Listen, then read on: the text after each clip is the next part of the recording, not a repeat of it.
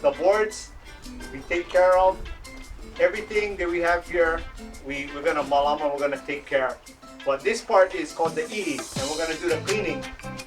And the manao that was shared is that in the Pononui Ohana they do two cleanings, right? Right? The first one, we take off the ili, the skin. This is the beginning of this line. It's here. This is the first stage. We're removing the ili, the skin. And then the second one, we take off the ilikana, that's the inner layer. You can use your fingers or you can use an opihi shell. I really like Uncle Bayo's manao of when you hold the opihi shell, scraping away from you.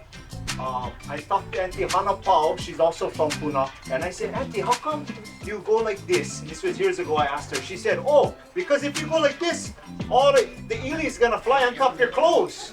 And I was like, oh yeah, that's a really good reason. Yeah, that makes perfect sense. Yeah, you go away from you. So you're gonna scrape into the bucket.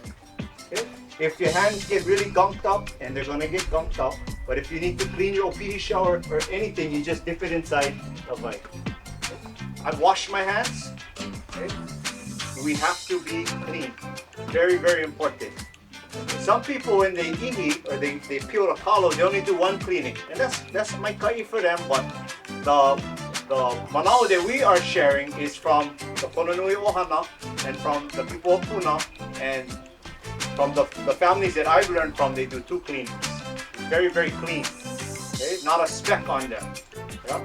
And there's mo'olelos about how in the old days if the poi, if you were making poi for the ali'i, for the chief, and there were specks inside, it could cost you your life in the olden days. We don't like dirty poi. Dirty poi, when you look at the poi, you see all kind of like bits of earth in there, or the skin. So we don't like that. We want our poi to be very, very clean. We want it to be clean enough for a baby to eat. Scrape up, and we're not gouging. Okay? It's when you use the opihi shell, you look at Nikki, he's just finely going over real. It's like it's a kahi, yeah. So it's a kahi, it's a shave. So you're not taking off too much. And you see Nikki, she holds the opihi shell like this. She has. I always tell people, make an L, and then you can hold it like this, and then you're gonna scrape away from you. And then I use two fingers. The reason is I can still hold the shell, and then I use my middle finger and I can flick the ili kana that Nikki's taking off into the bucket. That makes sense to you guys? Okay, if you guys do a different way for your ohana, you do it that way. Okay? Don't have to do it our way. If you learn something different from your tutu at home, that's the way you do it. Okay? You keep your family traditions alive. If nobody ever taught you before, you can do it this way. Okay? There's no right or wrong. Okay? It's only wrong if you have bad intentions. Okay? So you'll watch Nikki. We call her the inspector, because she'll go around at the end on the second cleaning. We're removing what's the first skin called? Ili, yeah. That's your skin is your ili, yeah. After that one, when we move to the second skin, what is this? This ili kana. Okay, that's right below the skin of the kalo, and sometimes it has a different color. That's what we're removing. And we don't want to take too much out. So you see Nikki, she's going real light. She's not gouging. It shouldn't look like you're taking spoon chunks out, like when you take ice cream out. You know how it leaves a big hole? You don't want to do that. Just a little bit straight. Are there any questions? Oh, Hayden. Oh, okay. All right. So Kumu Hayden just brought up something, and I'm gonna let him share. Kumu Hayden, what do we use the ili for?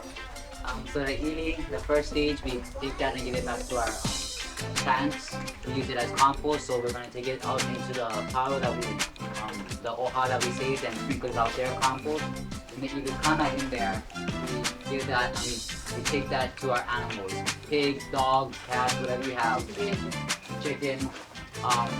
The reason we do that is three things in life that needs to be fed: the plants, the animals, the people.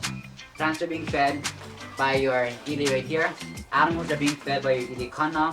Us people are being fed by the kalo. I just want to make a note when we come down to the different varieties on the ele side. when you ihi time, try only open the skin as much as possible, because when we're going to do with the ilikana, the stacking cleaning, you don't like open too much because you're going to get out the kalang of the point. That's where it gives you the purpleness of the koi. So just be mindful of that. The purpose of this is to share so that we all start growing more food at home. That's really the purpose. We gotta get off of the supermarket and start being more self-sufficient. And that's what we're trying to learn from the old ways. So thankful everybody to be here.